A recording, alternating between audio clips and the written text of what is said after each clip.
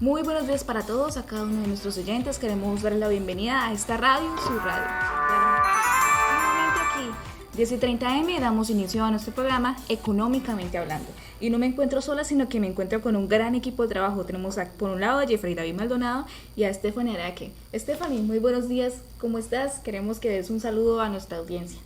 Hola, buenos días Jessica, un gusto estar aquí en esta radio con ustedes en esta emisión, en este nuevo día.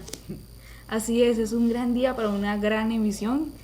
¿Verdad, Jeffrey? Danos una palabra de saludo en este momento.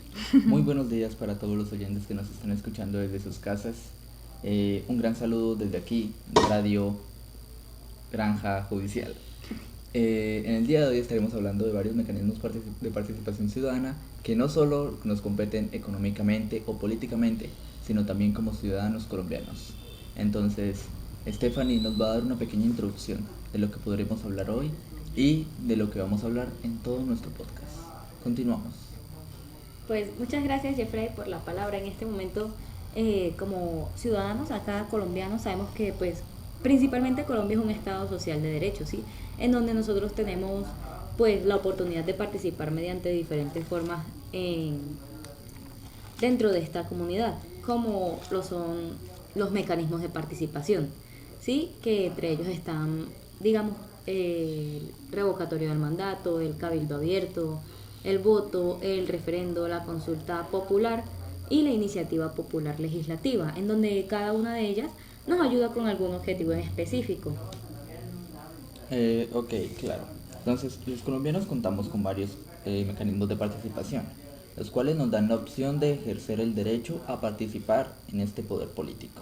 Entre los mecanismos de participación se encuentran, como ya lo mencionó mi compañera, el plebiscito, referendo, consulta popular, cabildo abierto, iniciativa legislativa y revocatoria del mandato, entre otros. Estos, en más o menos niveles, nos pueden servir para poder dar nuestra voz como ciudadanos hacia aquel partido legislativo, hacia aquel rama judicial que nos va a estar escuchando y va a seguir nuestras iniciativas. Así es, y no es de olvidar, Jeffrey, que tenemos la ley 134 de 1934, la cual define cada uno de estos mecanismos de participación, y también tenemos la ley estatutaria 1757 del 2015. En donde se dictan lo que son las disposiciones de estos mecanismos de participación ciudadana, en donde también están todos los términos para poder aplicar a cada una de ellas. Efectivamente, es así como se presentan varios factores que deben conocer estos ciudadanos para hacer efectivo este derecho y ser participativo en las acciones del país, como es el elegir y ser elegido, constituir los partidos, movimientos y agrupaciones políticas sin limitación alguna, difundir sus ideas y programas, interponer acciones públicas en defensa de la Constitución y la ley y tomar parte en elecciones, plebiscitos, consultas populares, revocatorias del mandato, iniciativas legislativas, entre otras formas de participación democrática, de las cuales les hablaremos a continuación. Esa es una de las muchas ventajas que tenemos al ser pueblos o integrantes de un Estado social de derecho, ¿no? Pero también nos compete el cómo suple este Estado colombiano las necesidades de su población. Pues en principio podemos decir que a través de lo que es la explotación de su propio patrimonio, dentro de las actividades que son desarrolladas aquí, como también dentro de los servicios que son prestados o recurriendo a lo que son los patrimonios del pueblo. Así es, también mediante esas operaciones de crédito o de las imposiciones de sanciones como lo son las multas o a través de esos tributos. Que claro que conocemos este estado, sabemos que a veces también el poder se aprovecha de este cobro que se realiza para suplir las supuestas necesidades que tenemos nosotros como pueblo. Claro, es verdad, o sea, es importante que un país o que un estado, específicamente aquí Colombia, obtenga de esta forma sus recursos, pero ya cuando es momento de la repartición de esos recursos a la población es cuando se pierden cantidades de dineros que deberían ser destinados a las poblaciones que realmente lo necesitan. Sí, en donde no es realmente apoyado lo que es el Estado como tal. Efectivamente, la corrupción en este país pues es un tema grave y delicado que podríamos hablar en nuestro siguiente podcast. Entonces, si quieren, pueden dejar un comentario para poder seguir hablando sobre estos temas. Entonces, ahora vamos con el derecho constitucional tributario. Bueno, derecho constitucional tributario son aquellas normas y las leyes jurídicas constitucionales que regulan gravámenes impositivos, es decir, los impuestos, los tributos o las gabelas.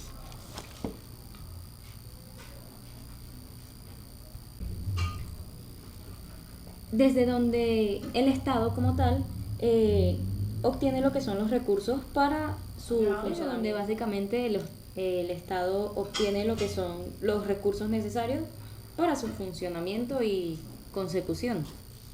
Así es, entonces es decir que hay acciones diferentes por las cuales ellos ejercen ese poder. Bueno, y estas acciones, que son llamadas las acciones de poder político, son otorgados por la Constitución política al Estado y por el Estado, ¿cierto? Entonces hay diferentes acciones como lo son el ejercicio de la potestad tributaria, también tenemos por aquí al delimitar el contenido y el alcance de las detracciones de riquezas, que tenemos como definición de estas detracciones, son esos descuentos en porcentaje del monto de la persona compradora de un bien. Tenemos esta acción y también tenemos lo que es regular esos derechos y esas garantías de los contribuyentes a todo este tipo de acciones de poder político tributario. Efectivamente, por ser Colombia un país democrático en el cual se busca que los ciudadanos sean quienes decidan el rumbo que toma el país en diferentes acciones políticas y en general decisiones, la Constitución política colombiana consagra en el artículo 40 que todo ciudadano tiene derecho a participar en la conformación, ejercicio y control del poder político. Esto también incluye participar en las normas que se rigen a nivel nacional para lo que son los tributos, los impuestos, las tasas, etc. Entonces, como esto, vamos a ver el concepto jurídico de lo que sería un tributo. Que básicamente es una cantidad, digamos, de dinero en la cual los ciudadanos deben pagar al Estado para pues mantener lo que es su sostenibilidad. Es una prestación básicamente obligatoria, ¿sí? Que pues... Sí, se dan comúnmente en dinero, es verdad. Recordábamos en clases anteriores de que antes este tipo de tributos o contribuciones en la antigüedad se daba por, no sé, telas, sí, o bienes. Bienes. Hubo un momento también en donde se daba por esclavos, por alguna cantidad de esclavos que se hacía el intercambio. Sí, hoy en día ya es dinerario, ya hoy en día no vamos a dar una vaca como un cumplimiento de un tributo hacia el Estado. No, ya hoy en día no se hace eso, ya todo esto es dinerario, contributivo y es obligatorio. Ya hablando de que también hoy en día básicamente el mundo lo mueve el dinero. Exactamente. Y bueno, vamos a esa clasificación de los tributos, Jeffrey. Ok, bueno, entonces en los tributos tenemos los impuestos, las tasas y contribuciones. ¿Qué serían estos tres tipos de tributos y cómo los podríamos diferenciar? La manera más obvia es lo que nos daríamos como obligación y no obligación. En este caso, el impuesto sería un tributo obligatorio que debemos pagar respecto a algo. Entonces está el impuesto sobre la renta o el impuesto del valor agregado, por decirlo así. ¿Qué serían tributos obligatorios que debemos pagar todos los ciudadanos al Estado por acceder a un bien o por tener nuestro propio derecho? Así es, Jeffrey. De hecho, eso está consagrado por la sentencia 445 del 94, donde nos dice que ese contribuyente está obligado a pagar sin recibir ninguna contraprestación a cambio por parte del Estado, ¿no es así? Efectivamente. Entonces, para seguir con las tasas, podemos ser que las tasas es un tributo cuyo hecho imponible consiste en la utilización privativa o el aprovechamiento especial del dominio público, la prestación de servicios o la realización de actividades en régimen. ¿Esto qué quiere decir? Una tasa es lo que se paga por una prestación de un servicio que es de interés público. Por ejemplo, cuando vamos a un parque nacional debemos pagar una entrada. Esa entrada va directamente al Estado y no a alguna empresa que sirve. Entonces este sería un ejemplo muy claro de lo que serían las tasas. Y continuamos con las contribuciones. Bueno, pero hay algo que no nos queda claro. ¿Esas tasas realmente son voluntarias? O si yo no quiero pagar esa tasa, ya, sí está. O sea, está bien que yo no pague esa tasa, pero que de pronto ¿qué consecuencia me traería para mí? Pues esa tasa realmente debería ser voluntaria, pero empezando porque, digamos, el pago de la tasa te da como, digamos, por equivalencia lo que es el uso de un bien o de un servicio. Digamos, pongamos el ejemplo de lo que es el servicio público del agua, ¿sí? Si tú no pagas el impuesto, o bueno, digamos la tasa de ese servicio, pues no puedes acceder a él como tal. Por lo tanto, básicamente como personas necesitamos el agua, pero si no pagamos esa tasa, pues lógicamente no podríamos acceder a ella. Por lo tanto, digamos que es voluntario, pero entre comillas, porque siempre vamos a necesitar como de ese servicio que nos está dando por el pago de esa tasa. O sea, si tú no quieres ese servicio, simplemente no lo haces, no lo pagas. Sí, simplemente no lo pagas, pero O sea, es obligatorio en el momento en que tú decides adquirir ese servicio. Exactamente, pero tenemos en cuenta que esos servicios que están dados por la tasa son de interés común. Entonces, Exactamente.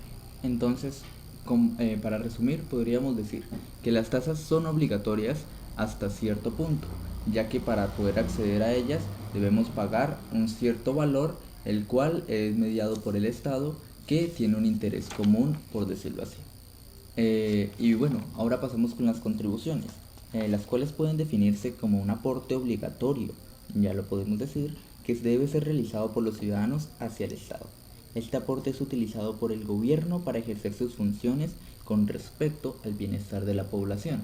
A diferencia de las tasas, este aporte de esta contribución sí es un tributo obligatorio, ya que nos sirve para interés común que podemos ver día a día.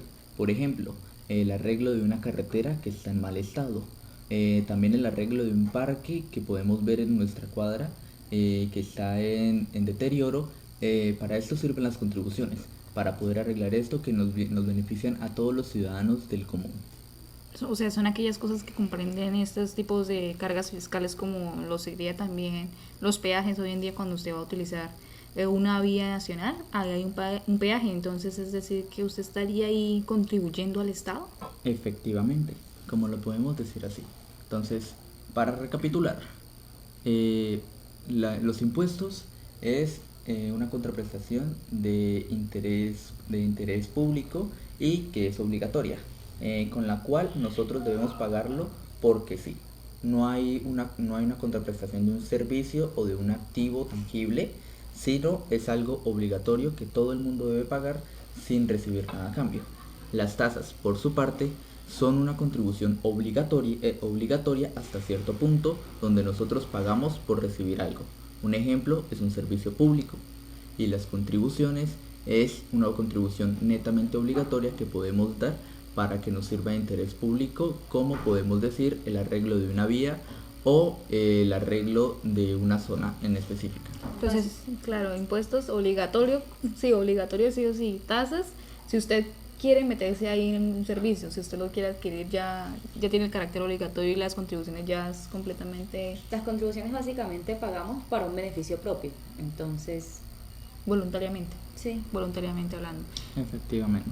Entonces, continuamos con el derecho tributario internacional. ¿Quién nos daría el derecho tributario internacional, señorita Jessica? Bueno, en definitiva, esa es una especialización del derecho que comprende ese estudio sistemático y riguroso de las distintas instituciones de fiscalidad internacional. Gracias a esa evolución que ha tenido a lo largo de los años, a lo largo de tantos acontecimientos internacionales, ha podido evolucionar y tener retos cada vez mayores, pero que ha permitido y permitirá perpetuamente a esos profesionales del sector público y también del sector privado el desenvolverse con criterio y conocimiento. Y ahí es donde podríamos entrar a esa macroeconomía, que de hecho es un estudio de la economía. Es un estudio de la economía con representación a nivel global. Por este mismo hecho es que se llama macro. Y también continuamos con la microeconomía, la cual es un estudio de solamente cierta población de individuos. Entonces, un ejemplo claro de la macroeconomía sería un estudio de cuál, señorita Stephanie. Pues, por ejemplo, un ejemplo claro de la macroeconomía sería fijarnos en lo que es la moneda, ya que pues la moneda es algo manejado mundialmente, ¿no? En este caso podríamos ponerlo en el contexto de las integraciones económicas que pueden ser multilaterales o bilaterales. Pues en este caso, o bueno, como tal la macroeconomía se involucra en ambos conceptos, ya que pues económicamente hablando,